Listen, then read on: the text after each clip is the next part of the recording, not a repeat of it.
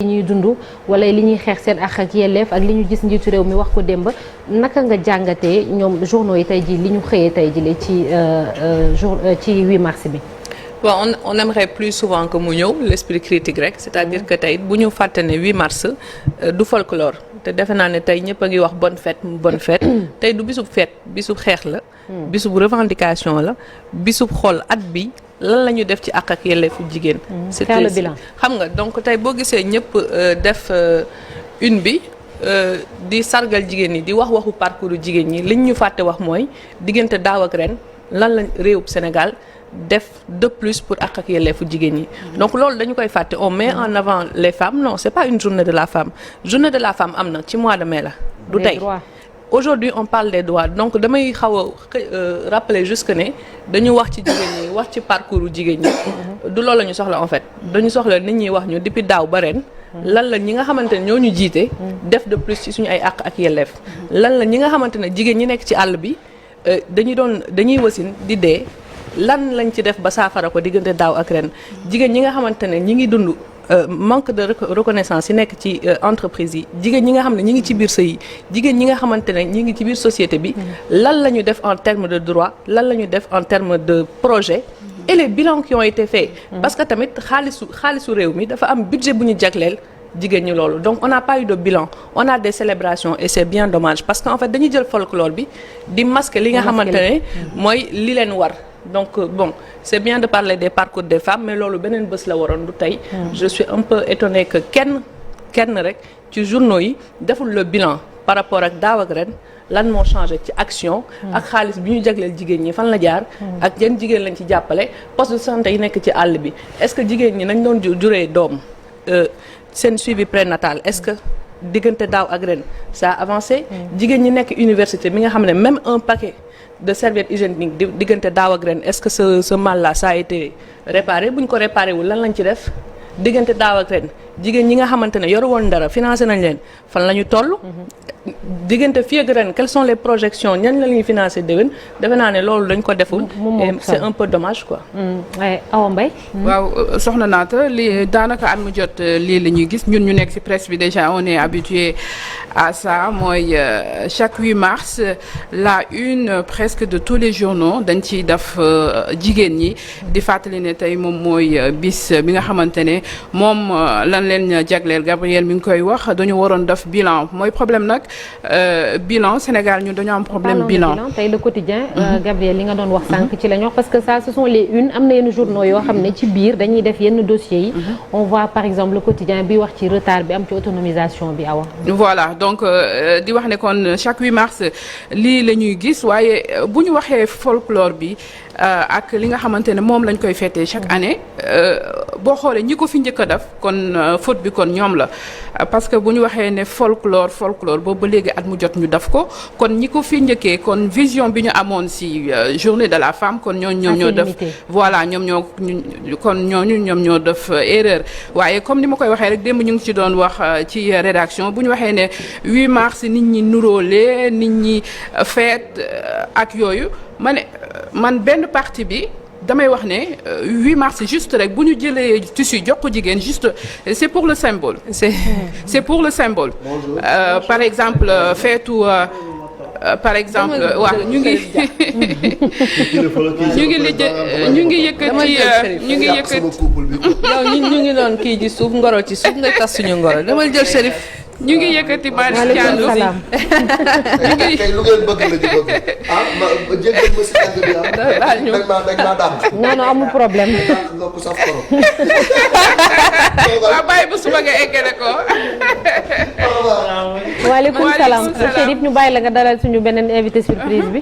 soxna Aïda Niang moom adjointe maire ville de Dakar la nekk également adjointe maire yi Sicap Liberté ñu am mbégte kon dalal ko fii gisoon nañ ci élection yi génn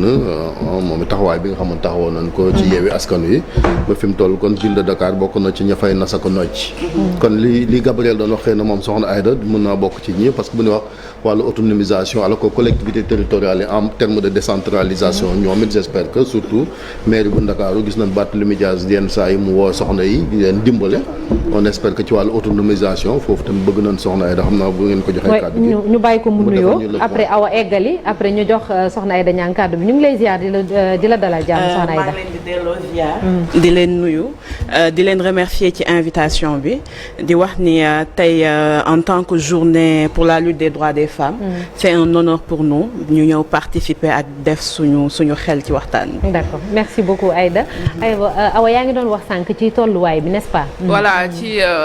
tolluwaay bi comme li ma ko doon waxee ne sànq peut-être ñi ko ci njëkk a célébrer ñoom ñoo def boobu erreur waaye man pour man tey juste xam nga lu ñuy wax symbolique maanaam tey bu ñu waxee 8 mars pour man c'est normal. jigéen ñi nekk à la une des de la presse plateau yi ñu nekk fii parce que dafay symboliser maanaam bu nit xeexee at ñu tànnal ko ci benn jour ne ko kaay nag yow nga ñëw wax ça c'est une occasion peut-être plateau yu mel nii soxna naata baax na si comme ça bu jigéen gi nga xamante ne mi ngi ci kër gi mi ngi nduggi marché ci waxtu wi mi ngi ko fekk marché central wala mu fekk ko marché Sam wala mu fekk muy jaay beñe ak leneen maanaam ñu boole leen ci waxtaan bi wàcce ko des fois tamit niveau bi dafay yéeg ba bu ñu waxee journée de la femme dañu yaakaar ne c'est la femme qui est dans l'entreprise dans l'espace professionnel génne nañ ci ñeneen ñi ba booy xool nuróole yi ngeen di wax nuróole yi ci entreprise yi lan la niroole yi peut-être ci yenn espace yi la mais boo fekkee jigéen ci koñ ci biir këram nuroolewul parce que talu ko xamu ko maintenant le grand défi aujourd'hui mooy fexe ba lépp lu ñu wax jigéen moom ko ci xeex ñu fexe ba tasaare ko ba ki nekk ci biir kër gi ki nekk ci mbedd mi ki nekk ci koñ bi ak fu mu mënti doon mu xam ne 8 mars bis bu ñu jagleel jigéen la jëm ci xeex bi waaye xeex bi at la li mu xeex at maanaam nu ko tënk wax bilan tey fan lañ ci toll donc problème boobu mooy Sénégal mais aussi c'est bon aussi de rendre hommage à la femme pour man rendre hommage à la femme li naan waaw góor day yokk ngóor voilà donc loolu tamit wàññiwu ci dara Aïda bu ñuy xool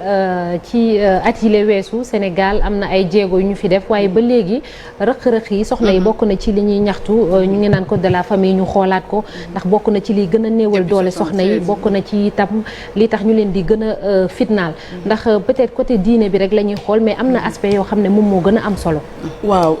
d'abord man je pense que bu ñu nee on est dans une république ci pays bi. diine bi ku nekk da nga koy def de manière personnelle. mais si c'est les lois yoo xam ne moo ñuy régir ñuy góor ak jigéen. war na nekk ci dañ ci war a yem. parce que amuñu benn différence fondamentale en termes de droit et de devoir donc côté yooyu nañ ci xuus la dernière fois ci même ci code bi. maa ngi gis ñuy wax pour nga génnee sax sa doom. mu tukki c'est autorisation papam te je pense que c'est la femme moom mooy ëmb 9 mois wasin bu matu di am moo koy def donc c'est tout le temps des contraintes yoo xam ni femmes yi ñu ngi koy dund et c'est une injustice malheureusement amuñu fu bëri fu ñu koy waxee et il y a sur beaucoup de plans ci code de la famille sur les lois sur beaucoup de choses yoo xam ni femmes yi en réalité dañuy foog ne acquis la mais c'est seulement sur le papier gis nañ fi la loi sur la parité aujourd'hui au niveau de l'Assemblée nationale am na lu des au niveau des mairies les bureaux ne sont pas tous en réalité tous paritaires donc ce qui veut dire que bu Dakar bi des na la loi je pense que elle est sortie mais na ko doxal waaw mais Cour suprême bi bu ko waxee tamit te convoqué wuñu c'est pas le kii de l'exécutif local mais c'est sur le plan juridique ñoom ñoo war a woote donc pour dire que il y a des choses qui restent maintenant nag sur le papier mënuñu en réalité fëkk jëf en disant que il n'y a rien il y a quelque chose mais qu'est-ce que nous faisons de ce quelque chose là foofu le questionnement bi nekk. d'accord merci beaucoup Aïda dinañ ñëwaat ci kanam si tu permets dafa dund ab injustice parce que boo jëlee ville bu Ndakaaru bu maire bi ñëwee premier adjoint bi normalement jigéen la war a comme assemblée nationale comme président bu góor la vice président bi jigéen la war a doon mais c'est pas le cas dans la mooy li muy wax li ñu war a jooyanti alors dinañ ci dellu si waat léegi am na benn reportage bu ñu leen doon wax benn soxna bu ñu naan Coumba Gueye ñu koy woowee la mère des pauvres à Colobane maanaam booy xool muy yaayu ñi ñàkk ñi moom daanaka dafay dund ak benn laago muy jàngoro boo xam ne ba mu nekkee lycée ba léegi la koy traîner ba tax ba ci néegam daanaka du fa génn waaye fa mu toog foofu lay yoree ak téléphone am di liggéey boo bëggee personnel de maison maanaam ku la liggéeyal ku la teel sa doom ku la dawalal wala ku la gardeel sa kër daanaka boo jokkoowee ak moom rek mu defal la ko te ñooñu mu koy defaral muy ñii ñëw foofu di ut liggéey daanaka sàkku ci lenn moom mère Coumba Gueye liggéey bi muy def daanaka liggéeyu agence la sax Abdoulaye Diop dem na seeti ko ñu déglu reportage bi ñu dellu si waat. ndax tey su ma xamee luy avion wala ma xam ndax tey su ma xamee luy avion ndax tey su ma xamee luy avion wala ma xam luy Dubaay Maman Coumba la. dama fiy ñëw ma ne ko daa Coumba aw ma liggéey nu yóbbu ma place bu baax maa ngi fayeeku sama salaire bu baax di dimbali samay waajur di dimbali samay rakk yi sama lépp la saa yu sama bët xonqee rek si moom laa jël. maa ngi koy sant di ko gërëm mun ma defal mun ma koo fay yàlla ma koo fay. ñoom ñëpp di nettali ni ki tax ñu am liggéey mooy jigéen ji nga xam ni mënul jug sax fi mu tëdd ci kaw lalam bi fi la mère Coumba Gueye du doge bu mu gàcce yu bëri. loolu mbirum yàlla la parce que instant yi nii duma xalaat lii wala laa aw ma xalaat.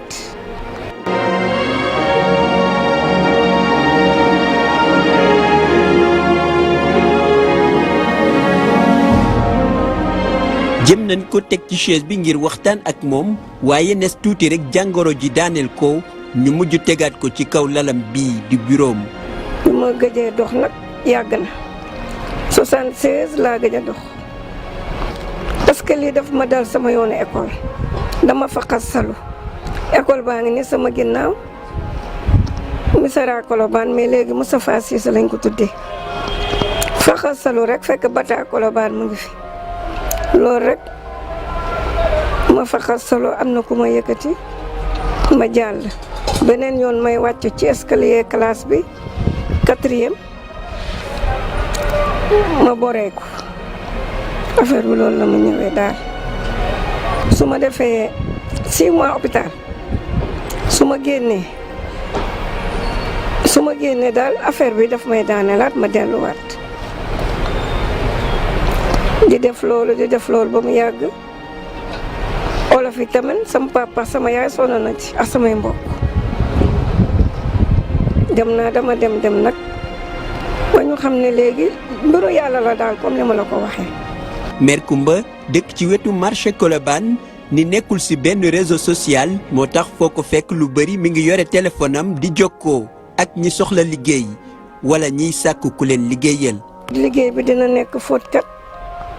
dina nekk ku góor entretien chauffeur dina ko nekk dina nekk taman koo xam ne soxla na kuy dem. mère Coumba Gueye nag liggéey bi muy def bu doon entreprise wala agence ñu bari ñoo koy def te nee na du ci fayu dara. man ku ma bëgg ku may laaj dina ma laaj looy laaj ma ne la laajuma dara xëy na yow tamit yaa xam ni fi ngay toogee rek. ku ko soxla da ngay ñëw fi mu dëkk wala nga woo ko téléphone borom kër gi di jokkoo ak moom ci téléphone bi dafa soxla ku ko liggéeyal. bu ñëwee suba baax na. waaw parce que am naa ñuy féete de dina la arrangé. waaw. ñuy jógee dëkk ba di féete. waaw est-ce que mën na togg. waaw mën na togg waaw. waaw. am na 27 ans. bi mu toogee tuuti ci la beneen jigéen woote ngir ut liggéey. allo papa. ça va yaa ngi ci jàmm. ça va maa nekkoon Diélo moom nee na day dem voyage fii Ndar. waaw léegi après. waaw. moom nu mu la doon fayee. 35 000 la ma doon defal de. moom la doon def ndax heure bu gàtt bi ah. waaw. salaamaaleykum. Maman Coumba laay laaj. xale bu jigéen bi moom dafa jóge ba géejawaay ngir mère Coumba utal ko fu mu xëyee. salaamaaleykum. Maman Coumba laay laaj. maa ngi nii naka def. maa ngi fi. yaa ngi si jàmm. maa ngi si jàmm bu baax. alhamdulilah naka sa waa kër. ñu ngi fa. alhamdulilah. liggéey laa bëgg. liggéey loo yor sa photocopie. waaw. loo bëggoon. liggéey. liggéey comme lan. liggéey togg wala ménage. togg wala ménage fanaan wala wàcc. xamante ne maman Coumba. dañ maa boole ak moom. lan nga dégg ci moom. dama dégg ni daa baax. parce que day jàppale waate affaire yooyu. parce que am naa xarit yi yoo xamante ne moom moo leen utal liggéey. ndimbalam nag mère Coumba ni yemul rek si jigéen ñi ndax xale bu góor bi nee na moo ko fat ba pare utal ko fu muy daanee dooleem. dama ñëw rek nit boole moom mu woo ma ne ma fa ma nekkoon di liggéeyee ndaw si maa traité boo xamante ne ma di ko liggéeyal saaku ceeb la daan sóor par jour ma di ko jaayal di fayeeku di am ku mu benn xarit doomu baayam ba mu daan dénk sama xaalis lu mat valeur 3 millions mu lekk ko ci sero ba nii kii moo ma dugal ci kër sang ma ba ma set ba tey ku ma gis bëgg ma.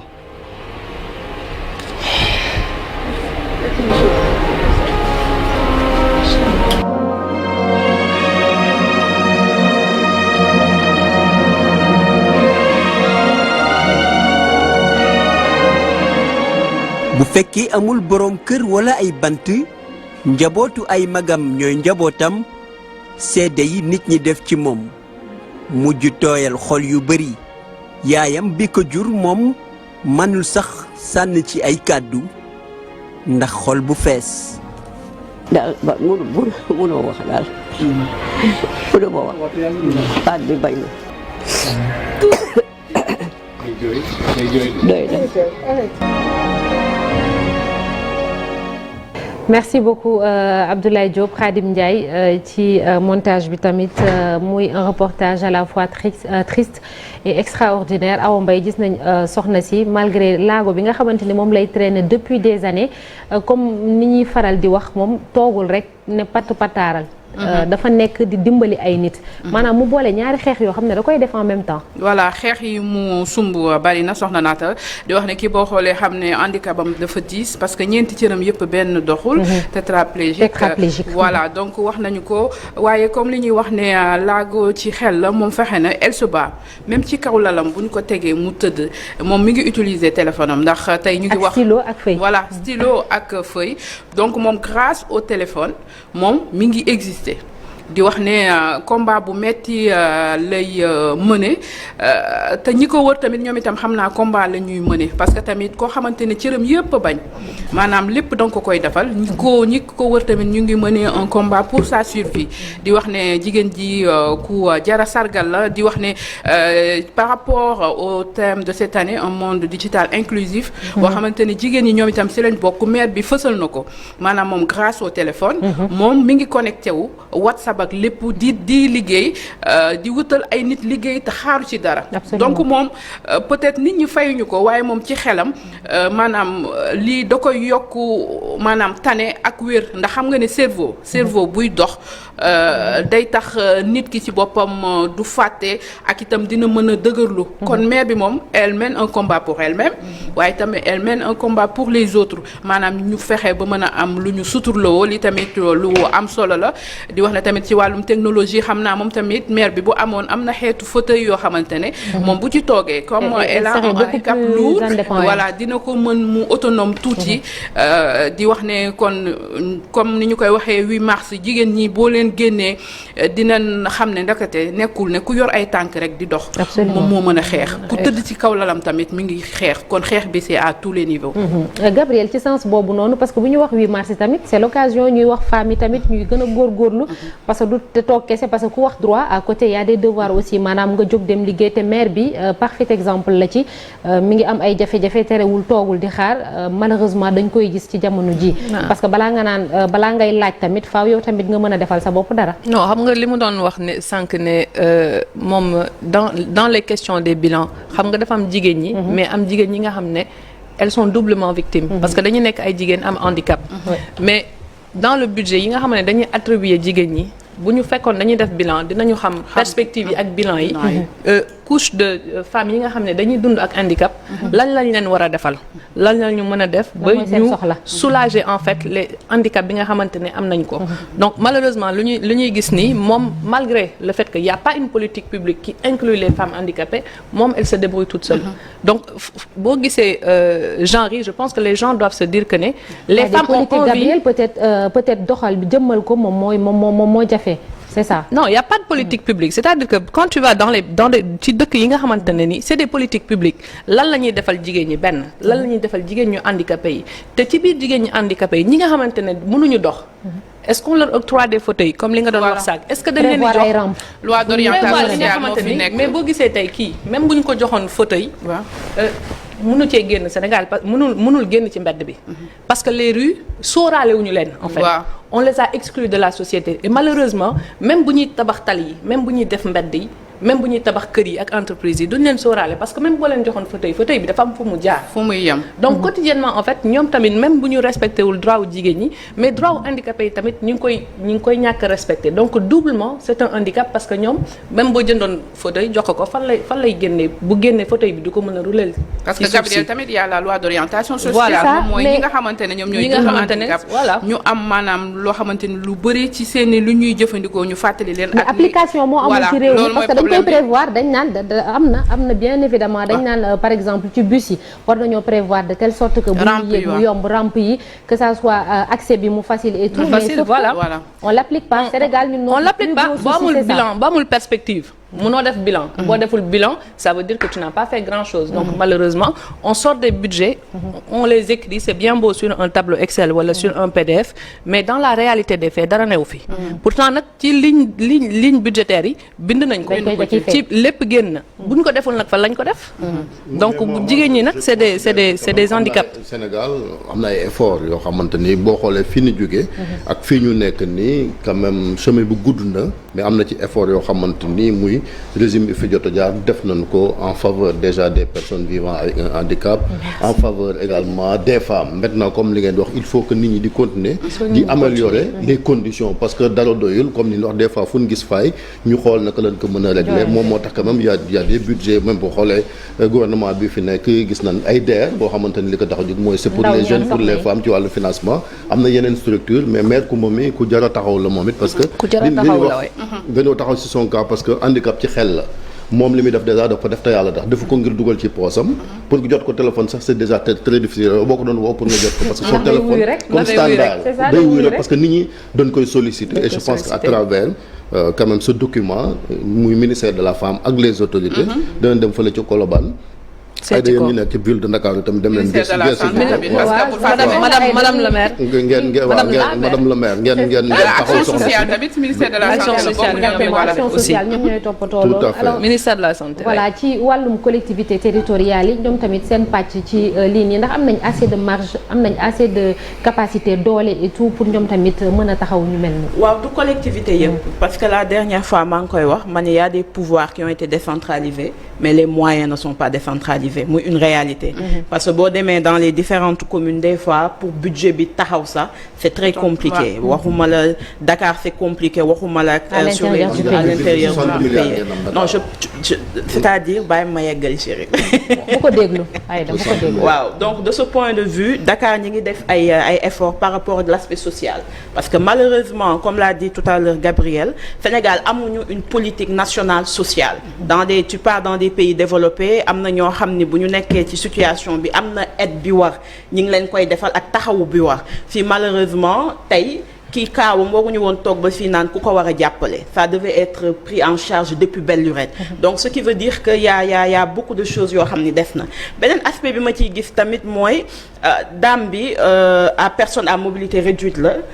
elle est âgée mais aujourd'hui elle day influer sur l'économie parce que mi ngi wutal ay jigéen liggéey mi ngi wutal ay xale liggéey mi ngi wut ñi nga xam ni un peu ils sont au banc de la société parce que amuñu peut-être benn taxawaay mi ngi xool nu mu leen di taxawoo donc de ce point de vue pour moi elle exemple et elles sont nombreuses parce que tey boo demee dans toutes les maisons il y a des grands-mères il y a des mamans yoo xam ne xale yu ndaw yi ñoom ñoo leen di téye kër boo dem Sénégal bu ñu toggee añ dinañ fa tegal ni donc les femmes elles ont joué un rôle primordial primordial. Mais fi ma dul d'accordal mooy y a différents aussi niveaux. am na ñoo xam ni permettre nañ leen sur le plan social ñu jàng ba am benn niveau yu mën a liggéey am na ñoo xam ni permettre uñ leen aujourd'hui la question des femmes au foyer c'est une question qu'on doit poser parce que ce ne sont pas des nu ñu koy wax des paresseuses qui sont dans les maisons des fois le travail même qu'ils sont en train d'accomplir ñiy toog ci bureau beeg ñun ñi ñëpp accomplir uñ ko quelle est la politique que nous devons faire pour ces femmes-là qui se retrouvent avec une ribambelle d'enfants qu'elles doivent prendre en charge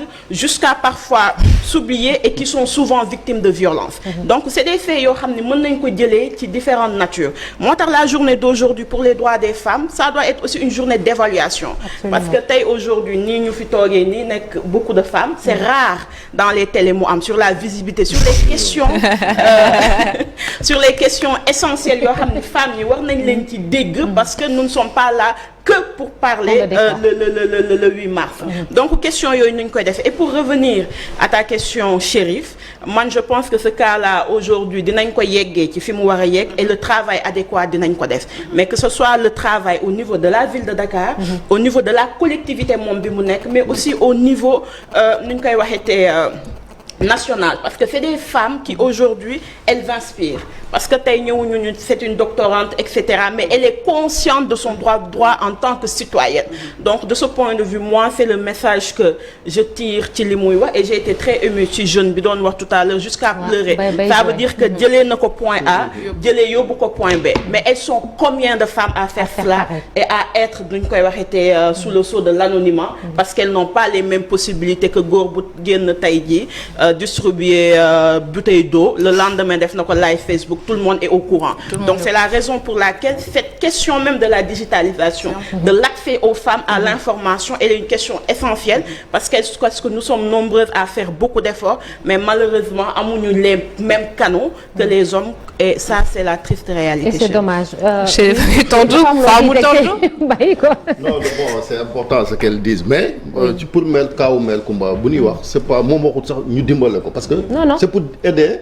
ceux qui cherchent de l'emploi comme on a une direction de l'emploi on a des structures de état bi moom elle est efficace maanaam li muy def nii c'est plus efficace que les structures de l'état parce que fi mu toog lay toog mi ngi lijjanti kooku kon bu direction boobu ñëwoon jëflanteeg moom mu leen di dimbali sax nekk relais bi direction bi da koy tàddal rek non wax non c'est voilà je sais mais mën na nekk cas maintenant femmes aux médias yi loolu aussi je pense que c'est un mauvais procès que les femmes font aux médias ku ne xam ne Sénégal aussi am na évolution la preuve mooy léegi médias yi ñoom awaa ngi nii ak yéen ba ni tàmbali ñoom jamonoy suñu tante ay Soxna Dieng di présenter journal ak léegi boo xoolee les médias jigéen ñi ngi fi def la ko su noonu bu dee ci wàllu politique aussi gis nañ taxawaay bi ci débat yi maintenant am na ci ñoo xam ne pour nga woo leen ñu ñëw jafe lan parce que duñ bëgg a débat wala ñi ngi daw yenn yi maintenant nag mi ngi changé ak réseaux sociaux yi ay daa nga ni dañ laa woo nga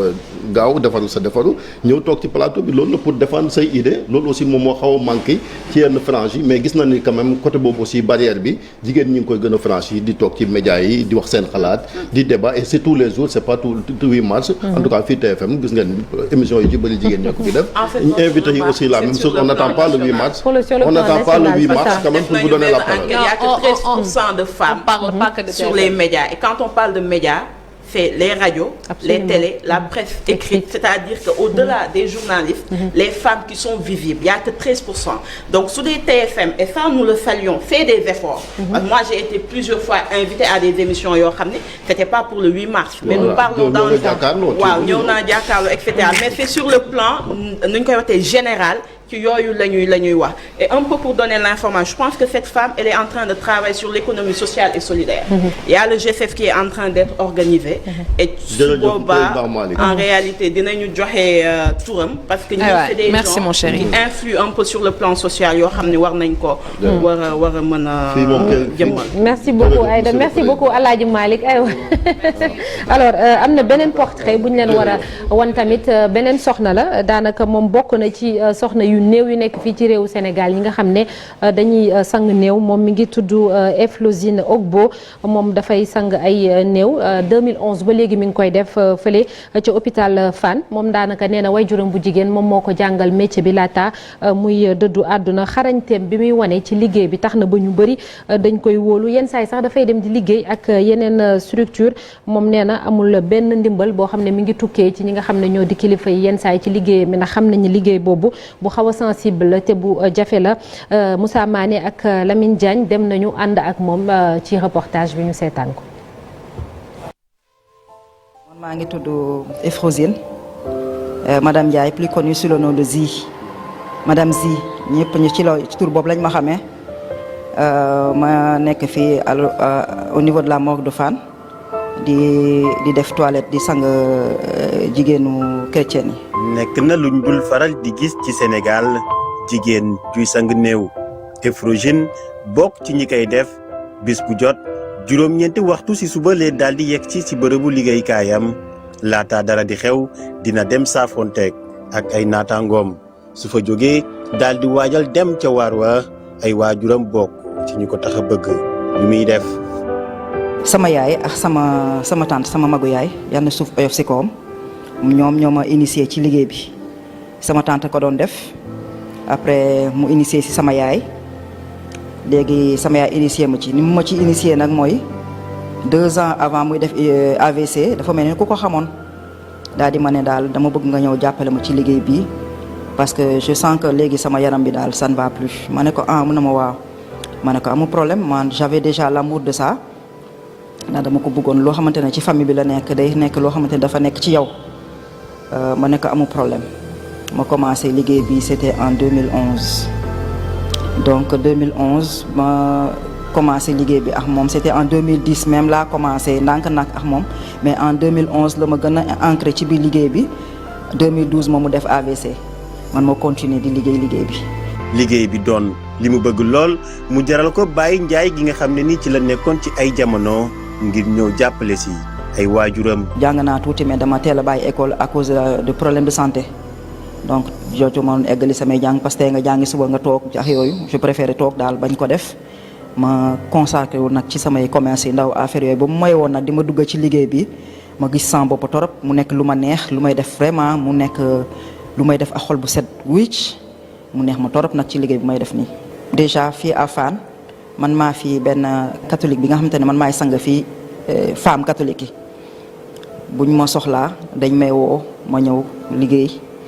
fii laay nekk nag parce que fii laa nekk sur place. sang néew defar ko toppatoo ko laata mbokk yi di si jot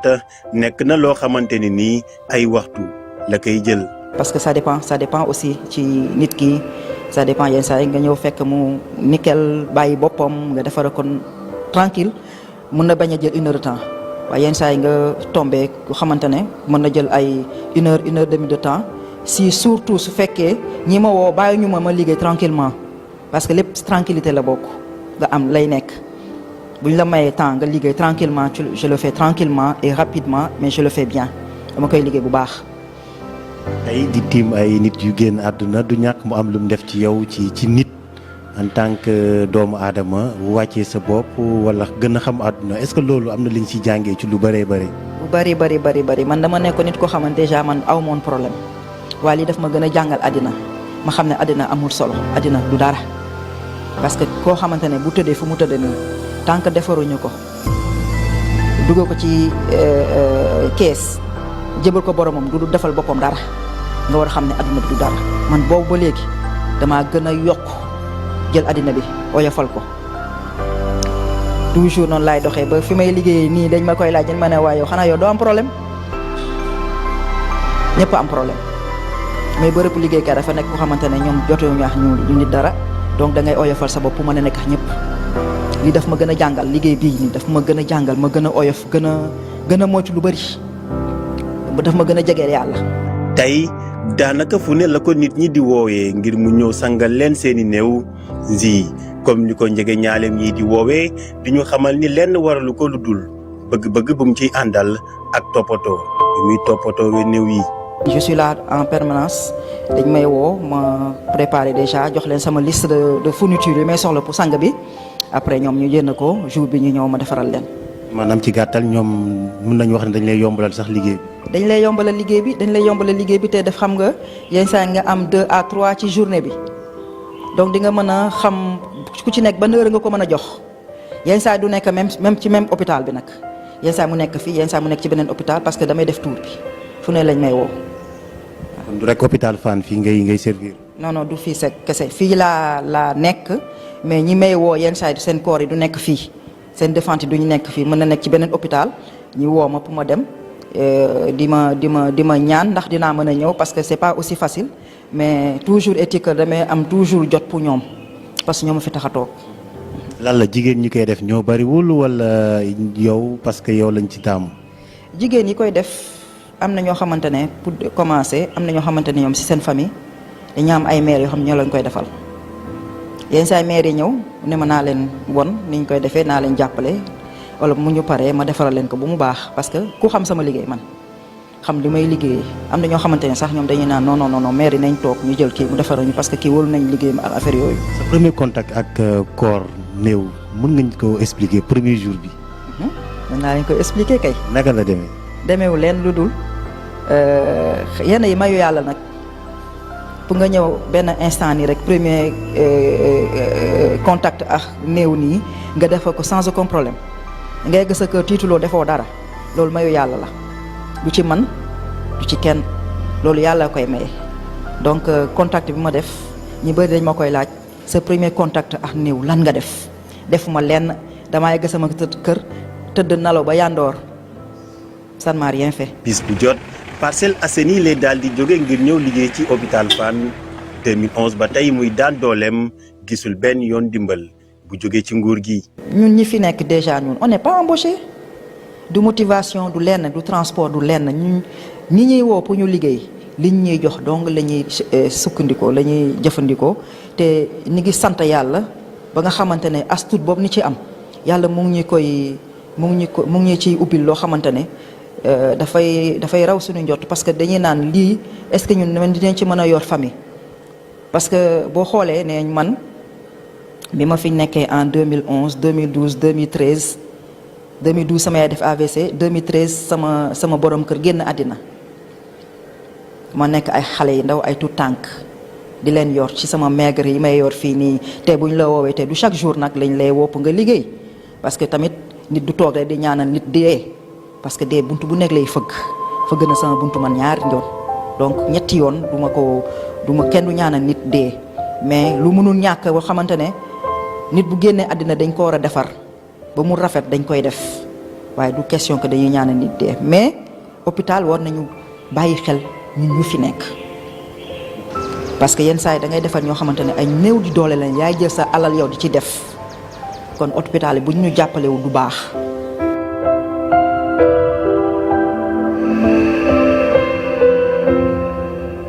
nit ñi sang néew yi dañu bàyyi dañu jëluñu ñuy sang néew def leen ñuy dara waxuma ko pour leen mais dañuy fàtte te pourtant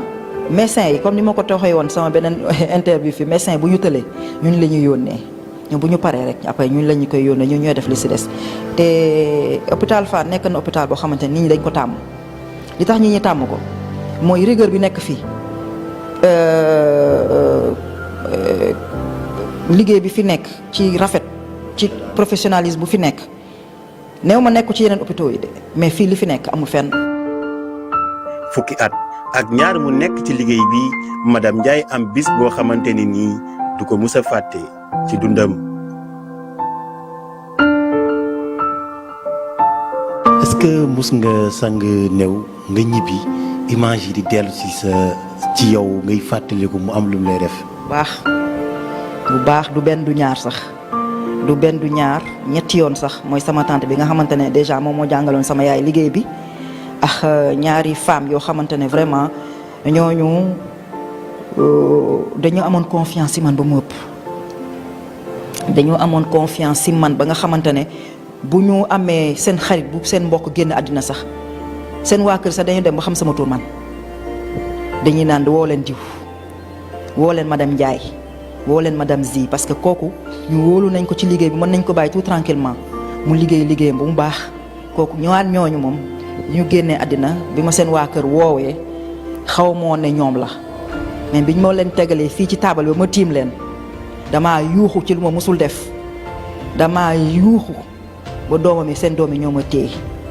parce que ñooñu dañoo nekk ni ko xamante ne chaque jour dañ ma doon woo di ma paas ay nit ñi ngi lay boolee ak diw dafa am nangamam bu gaañu dañ ko bëgg nga defaral ko comme ñi ñu tàmm di defee affaire yooyu donc affaire boobu dafa nekk loo xamante ne dafay jékki-jékki rek revenir ma nag may revenir. ba léegi. ba léegi daf may jékki-jékki ñoom seen image ba tey mu ngi sama kanam te pourtant du lu may dal ci yeneen koor yi mais ñoom c'est particulier sama tante ak sama ñaari mère yooyu nga xamante ne dañ ma bëggoon fonkoon ma vraiment joxoon ma sama jox ma respect bu mat.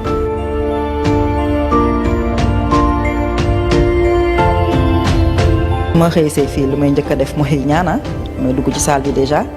def samay prière ñaan déjà man fii rek laa daan tëdd nag fii rek moo ma daan neex ma tëdd fii ci suuf nii fii laa daan tëdd delloo sama bopp si yàlla xam ne man mii après naam jour boo xamante ne man it dañ ma fi tëddal donc nit ku koy xalaat am na yu bëri yoo xam ne doo ko def am na yoo xam ne danga koy bàyyi. 8 mars nekk bis bu ñu jagleel jigéen ñi ci àdduna bi Efrogene du ñu xamle ni bëgg-bëggam mooy ñu fexe ba fu jigéen nekk di dóor waar mu mën ko gis boppam.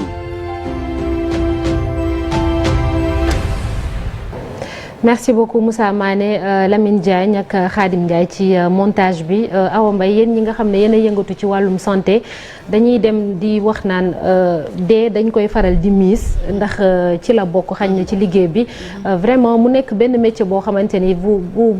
doy waar la vraiment yombul daal yombul tout le temps ngay gis ay néew et tout mais gis nañu moom daanaka passion bi mu ci ànd peut-être ak engagement bi mu ci ànd depuis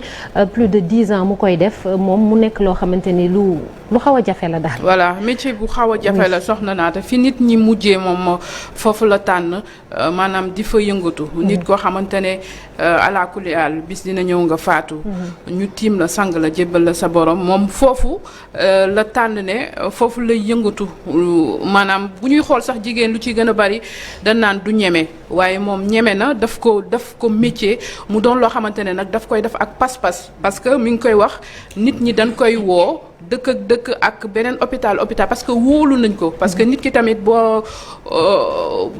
boo nekk ak moom bëgg ko ba mu génn àdduna da ngay bëgg ñu defar ko ba mu baax te moom liggéeyam maanaam fexe na ba ñu ràññeetle ko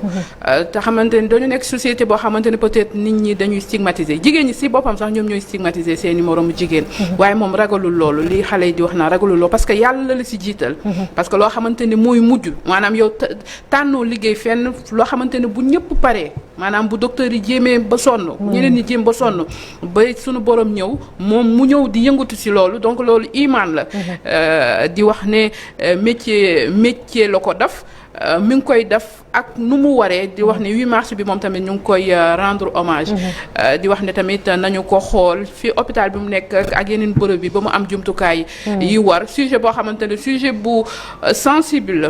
maanaam wàllum faatu bu ñu ko waxee rek sujet bu sensible la nit ñi duñu ko ñemee waaye kii jàngal nañu loo xamante ne si àdduna mooy bakkan bu ñam dund di nga ñam dee te ku ñam dee tamit faaw ñu tëral la sang la te moom mu ngi ciy def liggéey bu rafet. Gabriel moom madame Zi mi ngi wax sànq noonu ci wàllum jumtukaay yenn saa yi dañuy confronté ak situation yoo xam ne nit day indi néewam waaye du ñu am dara loo xam ne moom lañ koy jëndalee mooy li mu wax sànq jumtukaay yi muy soxla pour defar ko et tout yow da ngeen ci yëngatu parfois muy dem di leen jàppale et tout ndax côté boobu tamit amul beneen aspect boo xam ne war nañ koo jiital surtout pour ñu mel ni di leen taxaw parce que encore une fois ñoom dañuy liggéey waaye dañuy defaale social ci seen liggéey bi ñuy def ci seen bopp. Déjà damay en fait ça m'a un peu coupé les pieds parce que c'est un peu sensible et c'est très rare en fait nga gis jigéen bu assumer métier comme ça mu taxaw di wax déjà dans beaucoup de pays lii c'est un métier régulé li muy wax sànq ne ci biir hôpital bi médecins yi dañ leen jox cër mais ñoom joxuñu leen cër lii normalement dafa nekk métier boo xam ne dañ ko war a structurer ba hôpital boo xam ne nañu reconnaître infirmiers yi ak médecins yi ñu mën leen jox aussi un statut. C'est pas parce que jigéen la mais aussi parce que c'est dans un milieu médical boo demee tey ci milieu médical bi ku ci nekk ci ñoom jox nañ la cër donc moom dafa bokk ci ñi nga xamante ne dañ leen war a jox cër moom ak ñeneen mais ce qui est aussi rare aussi c'est de voir le courage defe naa ne nit dee nga jël ko xamoo fu mu jógee xamoo ay mbokkam nga toppatoo ko c'est une forme de courage boo xam ne c'est à saluer aussi parce que bu ne ñoom kenn fekk siw leen ci dara kenn jàppalewuñ ci dara c'est un métier à réguler mais aussi à sécuriser parce que tey li mu mën jël néew yow kese nga sang ko doole la bu demee ba amatul doole elle va se retrouver en fait dans un milieu boo xamante ne dootul am liggéey bu amatul liggéey day toog nee na borom këram dafa gaañu day toog jàkkaarloog njabootam donc aujourd'hui bu ñu defoon benn statut boo xamante ne mi ngi liggéey pendant que mi ngi liggéey mi ngi cotiser. bu demee ba mënatul parce que borom doole nag moo yëkkati néew di ko sangu dans tous les sens. loolu moom bu demee ba mënatul liggéey dootul mën liggéey bu boobaa elle va se retrouver en fait dans une forme de précarité boo xamante ne ni qui est beaucoup plus difficile ci li mu nekk. donc comme ni nga waxee rek ñu rappeler aussi les autorités en fait à sécuriser en fait les femmes tant qu'elles sont dans les métiers parce que bu ñu sécuriser wul loolu bu ñu perte liggéey boobu rek dañuy gën a suufee ci précarité bi nga xam ne ci la ñu nekk. Aïda lan sa gis-gis ci soxna si madame Zy. waaw je pense que day répondre tout le temps ci li ñuy wax mooy quel que soit le milieu professionnel jigéen fu mu nekk elle essaie de faire du mieux qu'elle peut et de faire même plus parce que koo xam ni peut-être moom elle est dans une précarité mais elle est obligée des fois di dimbaliwaate ça veut dire que xol bi ba tey mi ngi ci et comme l'a dit tout de suite Gabriel naka lañ leen mën a aider ba ñu génn ci parce que en fait la mort c'est pas tout le temps quelque chose qu'on prévoit man j'avais mes sœurs qui étaient hospitalisées au niveau de Dantec mais des fois le soir boo daan dem di jëndi médicaments pour kenn ki da ngay gis ñuy rang parce que on leur demandait des ordonnances dans l'urgence amuñu luñ ko jëndee et ça revient toujours sur la politique sociale que l'on doit avoir ak naka la ñu mën a jàppale nit ñi parce que tey y a énormément de choses yoo xam ni nit ñi war nañ ko mën a def et lii ça demande un courage mais aussi ça demande de l'empathie mooy tey bi ñun waxee rek titre bi man ak Gabriel xoolante nañu di naan qu'est-ce qu'on va nous montrer parce que souvent dañuy def benn déni et je pense que la mort mooy ce qui est le plus réel et ki nga xam ni moo ñuy faire face à nos limites et moom da ciy jànkonteel di aider nit ñi di def donc amuñu lu dul sant ko parce que du loo xam ni tamit nit rek dina tëb ne bëgg naa ko def mën naa ko def et comme elle l'a dit c'est de génération en génération donc préparer nañ ko jox nañ ko les connaissances requises pour mu def ko maintenant il reste le suivi moom li nga xam ni ay akam la ak ay yelleefam ñu delloo ko parce que moom peut-être elle est dans un milieu un peu hospitalier au niveau de Dakar mais combien de femmes ci milieu rural parce que je tiens souvent à rappeler ça tout le temps dañuy ñëw ñu yeelee ñu ñëw def et à la limite elles n'ont aucune rémunération alors que c'est un travail donc ci point de vue boobu man je pense que tey y a beaucoup de choses yoo xam ni war nañ leen tegaat sur la table ñu réfléchir ci ñu xool naka lañ leen di aider ba ñu génn sur une précarité am li nga xam ni mooy seen ak yelleef lenn rek pour terminer mooy encourager ko parce que des fois Sénégal taf ñu stigmatiser la taf ñu jox la benn turu koñ peut-être sax booy dem këram ne kii mooy kii sang néew yi et cetera et ñu ci bëri dañ koy daw et yooyu il faut que ñu déconstruire ko dans le fait où lépp luy am na ki nga xam ni mooy accueillir bébé bu juddoo am na koo xam ni tamit bu waree dem mooy moo koy mujjee defar donc ñu liggéey ci loolu xool parce que souvent c'est des pesanteurs yoo xam ni sur le plan psychologique ñun duñ ci bàyyi xel mais c'est des violences psychologiques que beaucoup de femmes vivent donc yooyu nañ ci bàyyi xel xool nu ñu leen mën a aider et un reportage comme ça je pense que dina aider ba déconstruire benn idée bi nit ñi am parce que sur la table rek ñun on était un peu frileux de voir qu'est-ce qu'on va nous montrer mais à force que mu expliquer nous nous sommes rendus compte que peut-être ñun a priori yi ñu amoon ñoo nekkoon dans l'erreur et que c'est quelque chose de nécessaire dans la société mais comment faire pour leur rendre ce qu'il leur est dû. Merci beaucoup Aïda alors Korka Diaw nekk productrice ceeb chef d'entreprise moom la ñu waroon dalal malheureusement dafa bloqué ci embouteillage yi donc du ñu mën a ànd ak moom tey malheureusement daanaka émission bi jeex na ba noppi xanaa dañuy ñëw rek tàggatoo tey jëlee ak spécial 8 mars bi ñu doon def ak suñu intrus bi nekk ci plateau bi n'est-ce pas Chérif? C'est pas un intrus moi. Je suis l'ami des femmes, c'est normal donc que je vous accompagne et que je veille sur vous hein. Mon Dieu. yéen sama jigéen man mois de mars sama mois la ndax si laa takk soxna sama taw si la judd donc oui je rends hommage à ma femme à ma mère à toutes les femmes à vous aussi vraiment ci jigéen ñi ci média yi yéen moom on travaille avec vous deux taxawaay bu am solo bi professionnalisme bi yab naa leen trop mais tey moom day bis boo xamante ni il faut ñu delloo leen dugal aussi wax seen taxawaay parce que yow fajar déjà yombut surtout toi Naata chaque fois tu es là li la neex lu la naqari kenn xamu ko yaa ngi koy feeñ toujours ce beau sourire macha allah awa toi aussi gis nañ sant bi ni nga ciy defee tamit sa di xare sa tànk tubéy lu am solo la soxna Aïda également ku baax la moom it très disponible woo rek mu daal di ñëw ak féministe ba la di soxna Gabriel ñoom ñaar moom maa leen di maye gars yi candidat yi kon mën ngeen a woote bu ngeen kii rek li laay waxati loolu violence la li may laaj bëriwul non amul leen borom kër ñu leen di maye loolu violence la waaw ku la ne amuñu borom kër takk suuf yi am na fi de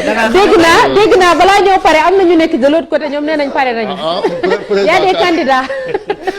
kenn ki manifesté wu na ñeneen ñi des ils sont un tout petit peu plus frileux taxaw ba pare. taxaw naa assumé naa devant les caméras devant le monde entier. devant le peuple sénégalais. devant le peuple sénégalais. Excellence président de la République. baax na Awa Mbaye merci beaucoup vraiment ñu lay soñjati yow tam nga toppatoo sa wér-gu-yaram jërëjëf soxna Naata émission bi neex na di wax ne nañ ko def ay at yu bëri jigéen ñi di xeex di ci am ay ndam muy fës ñëpp xam ko di wax ne Sénégal daanaka kenn yaafu satul kenn ñëpp a ngi ci biir kër yi ñëpp a ngi ci entreprise yi ñëpp a ngi ci daw jigéen boo gis mi ngi daw di wax ne c'est une occasion pour aujourd'hui di wax ne ku daw comme ni ko olof di waxee yàlla nga jariñu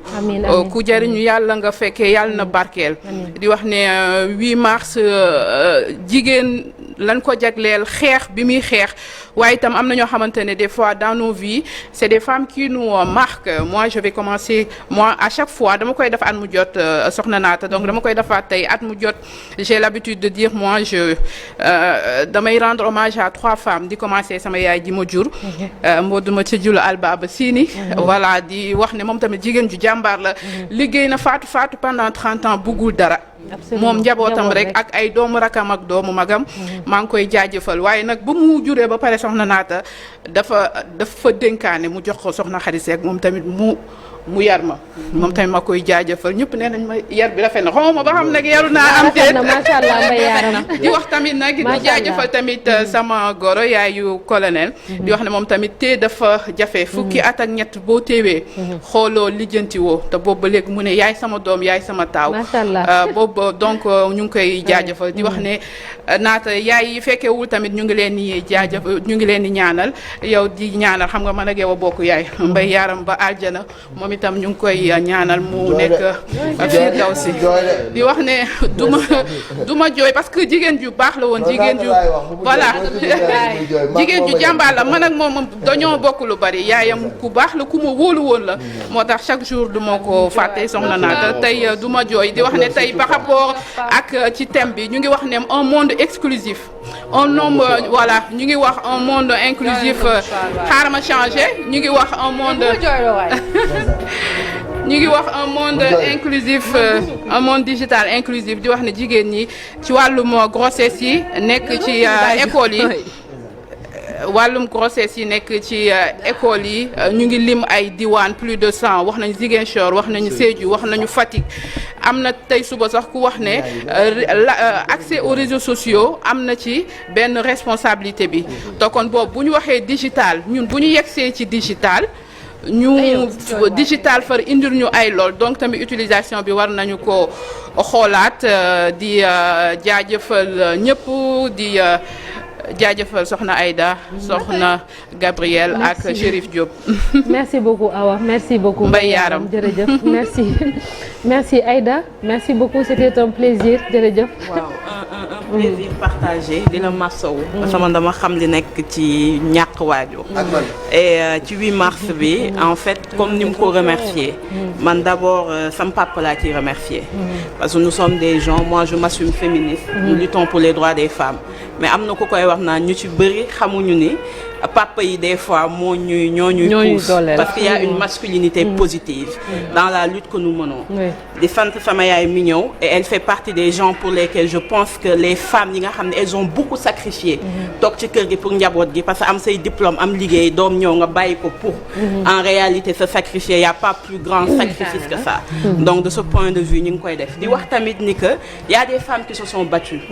tey bu ñu ñëwee ba tey di toog au devant des médias de pouvoir avoir le droit à la parole du yuuxu c'est parce que y avait des anciennes qui se sont battues. Donc aujourd'hui même bu dee du folklore du sargal il est important ñu sargal leen ñu rendre leen hommage. Je parle la première femme députée ki njëkk a nekk ministre. ñi nga xam ni ki nekkoon parti socialiste te nga xam ni jàngul woon nu mu tudd. Aram Diène qui ont des femmes yoo xam ni détruire nañu yenn barrage parce que wan nañu ni que les Caroline Faye que c'est possible mais les plus récentes les Tandioro Tadior Fall Sow bi bind livre yàggul ñoom Penda Mbow et cetera bu ñu citer rek dinañ juum mais c'est des femmes yoo xam on veut leur rendre hommage et je termine en lançant un message pour la libération de Amidia qui est une femme, une mère de famille qui a été arrêtée, nous ne savons pas pour quelle raison mais je profite de ce tribune-là qui n'est pas une tribune politique mais c'est une femme et il est important que nous dans le rôle que nous avons d'attirer l'attention et de défendre aussi les droits des femmes. Waaw Amidia pour ñu libérer ko mu dellu ci njabootam continuer la lutte qu'elle est en train de lutter et vous remercier di la ñaan yàlla mu jox la xol bu mu di wax ni yaay moom dara mënu ko remplacer mais li ñuy mën rek mooy di jéem a jaar ci seen tànk di def et remercier Chérif par rapport à l'invitation. Il charrie beaucoup mais moi je le considère comme quelqu'un sur la masculinité positive parce que tous les droits que nous sommes en train de nous battre pour terminer c'est pas seulement pour les femmes c'est les droits pour la société mais particulièrement pour l'humain donc góor ñi dañu xam ne moomuñu lépp dañu am pàcc ñu am pàcc nañu bàyyi ku nekk mu am pàcc. merci beaucoup Aïda jërëjëf Gabriel merci. man jooloo ma fàttali sax la ma bëggoon wax. pardon. non mais damay remercier d'abord ci invitation bi. Actualité bi 8 mars la mais ñu rappeler juste que c'est une journée de revendication et de lutte. sànq mi ngi koy rappeler une journée yi nga xamante ne moo fi la ñu gis sànq ñuy rappeler rek de on attend des actions. on ne veut pas de sargal. on ne veut pas de nduróole. on attend des actions sur la reconnaissance de la paternité. On attend aussi sur la puissance paternelle parce que nous ne pouvons pas porter des enfants, les mettre au monde et que le code civil nous parle de puissance paternelle. Les gars ne sont pas puissants, c'est nous qui sommes puissantes et ça il faut le rappeler. Donc il y a aussi des décisions yoo xam ne ñu ngi koy xaar te ça c'est le courage politique. On a des hommes politiques, malheureusement, les femmes sont victimes des ambitions politiques. Nos droits sont victimes des ambitions des politiques. Bu ñu waree falu dinañu diglu nekk mais bu ñu falee ils nous piétinent, ils nous utilisent comme des escaliers, ils montent sur nos têtes, ils sont élus et une fois qu'ils sont élus, c'est pour massacrer nos droits. Donc ñu rappeler rek le président de la République, ñi rappeler les députés, ñi nga xam ne ñoom ñoo nekk ci politique bi, ñi fi toog ak ñi fi bëgg a toog, ne il est temps aussi qu'ils mettent leurs ambitions de côté et qu'ils mettent en avant les droits des femmes. Mois de mars bi ñun en tant que président d'association ñi ngi def ay activités yu bëri mais ren dañ cee ànd ak ay góor parce que wax dëgg yàlla sànq mi ngi koy rappeler masculinité positive c'est des actes et il faut que les femmes arrêtent d'exclure les hommes dans la lutte ñoom ci la ñu bokk waaw ci la ñu bokk te defe naa ne jigéen boo fi gis muy taxaw di yuuxu muy man muy moom suñu papa yi ñoo ñu taxawal suñu papa yi ñoo tax ñu am courage donc les hommes font partie de la lutte et malheureusement ñun dañuy écarter les hommes dans cette réflexion de nos droits il y a des hommes qui sont ce qu'ils sont qui ne changeront jamais. Absolument. Mais il y a énormément d'hommes bien dans ce pays et des hommes qui sont ouverts à combattre avec nous. Donc nañu joxante loxo ak ñooñu ñu avancer genre Chérif gi. Merci beaucoup sant naa la gërëm naa la. jërëjëf Alaaji Malick merci beaucoup Alaaji Malick ba suba ak jàmm inshallah. Alaaji Malick merci. ba suba ak jàmm rek. di delloowaat rek. di wax ne nañu dooleel suñu jigéen ñi. nañ leen cëral. parce que yàlla cëral ba pare. yow mi doomu aadama da nga war a topp ci li yàlla tracé. alxuraan li muy rëy rëy jigéen moo ci amul saar. ñun amuñu ko. beneen bi ci des aussi moo di ni ca séddale ba yàlla dañuy yaay soog a wax baay. kon xam nga ni jigéen am na cër bu ko yàlla suñu borom jox. merci naata ñu lay ñaanal yow tamit. parce que gis naa ni saa yi ñu tuddee sa yaay rek sa xol dal sa dënn maak yow dañu xaw a yem foofu. on est très attaché à nos mamans. ndax dama woon yaay ji nga xam ne jaay na cere jaay na mango jaay na beñe jaay na lu nekk rien que pour dundal njabootam pour bañ ñun ñu ñee kenn musuñu xiif musuñu mar musuñu rafle mais bis bu sa yaay dëddoo da nga yaakaar ni dootoo amati ku mel ni moom mais fa mu nekk lay gën a veiller ci yow di nga toll ci jamono fu nga xam ne di nga réaliser lu du sa njàmbaar du sa ngóor mais sa liggéeyu ndey moo lay wallu fa nga nekk. kon bul jaaxle bul tiit benn yoon. bul jooyati mukk ndax moom. dee ko ñaanal saa yu nekk. te wax xale yi nañu fonk seen yaay. nañu fonk seen yaay. nañu fonk seen yaay. c'est important parce que jigéen wax dëgg yàlla. ku ko cëral da nga koy gis. ku ko toroxal da nga toxu. absolument. kon nag nañu fonk jigéen ñi. ñiy dóor jigéen ñi di leen mettital nañ ko bàyyi. merci beaucoup jërëjëf merci Alaaji Malick en tout cas ñu amoon mbégte ànd ak yéen depuis 6h30 ci spécial 8 mars bi di sargal soxna yëpp ñi nga xamante ni ñoo nekk ci liggéeyukaay yi nekk ci mbedd bi di jaay nekk ci kër yi di yar seen i doom nekk ci école yi tamit di jàngal xale yi ndax ñun tamit am nañu ay njaboot yoo xam ne dafa am ay soxna yoo xam ne ñoom ñoo leen di jàngal ñi nga xam ne itam nekkatuñu fi ak ñun ñu ngi ñaan sunu borom yërëm leen jéggal leen xaari leen aljana yi gën a kawe di sant bu baax équipe technique bi de l'autre côté muy ñoom Malamine Mané Amadou Kourasey ak Daouda Gueye ci son bi réalisation El Hadj Malick Mortala Gueye ci coordination bi Infos Matin dina dellu si suba à partir de 6h30 incha allah moo màggal également tey jile mooy màggal Daaru Muxti ñu ciy célébrer kon daje bi waat diggante kii di Serigne Touba Cheikhul Khadim ak rakkam jooju di Mame Thierno Birahim Mbacké Ibra Fati ñu leen di nuyu di leen ziar bu baax a baax foofu ca Daaru Muxti di leen jox daje demain incha allah à partir de 6h30 bonne journée au revoir. jigéen jàmbaar jigéen ji toogul di xaar jigéen bay sa waar talul noppalu kerlu bay toog ci keppaar darti ndax njaboot bàyyi ak doom kërug lëmm nga gàddu boot di togg boole kook fóot ay waay teewul bés bu set say naxar mu ngi gën di tar bay mu sab taar waaye fesal ak sa fulla ndax moom képp ay jaay daxaar bu leen ko catu subaana ma nee naa la kaar ndax sa taar sa xol bu sell tax na bés bu set mooy julli di ñaan laaw buur bi jéggal la say bàkkaar ndax sa dundin doy na waar